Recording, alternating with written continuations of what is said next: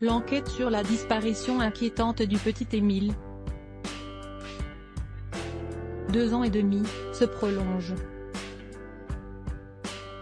Ce mardi 18 juillet, une grande décision a été prise concernant cette affaire, puisqu'une information judiciaire a été ouverte par le parquet, face à sa complexité. 2 juges d'instruction du pôle d'Aix-en-Provence, dans les Bouches-du-Rhône, ont ainsi été co-saisis, ce sont 2 femmes, afin de poursuivre l'enquête initiale, après cette décision logique du procureur Rémi Avon.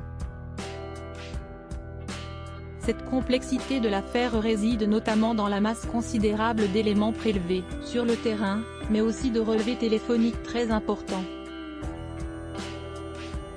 Des chiffres qui donnent le vertige et un rapport plutôt édifiant. En effet, comme l'a rapporté BFM TV, on compte 1600 téléphones qui ont borné dans la zone de la disparition du petit garçon, alors qu'il se trouvait dans le Vernet, chez ses grands-parents au moment des faits.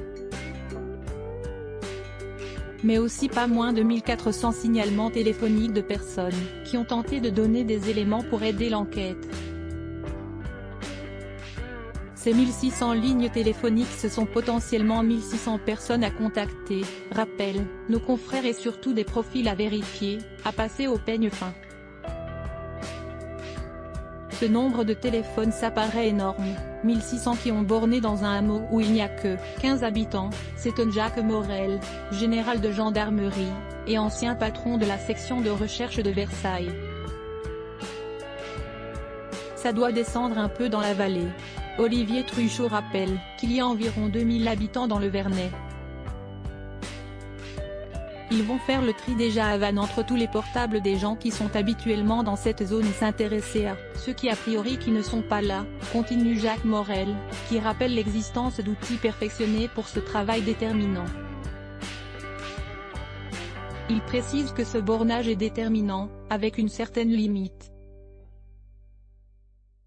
En effet, il l'est lorsqu'on a affaire à des auteurs qui ne sont pas des gens du grand banditisme, ces derniers prenant des précautions et ne prenant pas leur téléphone avec eux.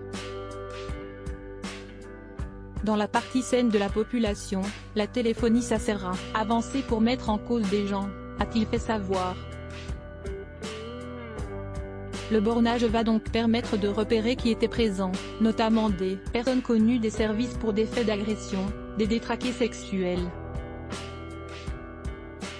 Des gens sur lesquels il va falloir travailler, un peu plus que sur les résidents.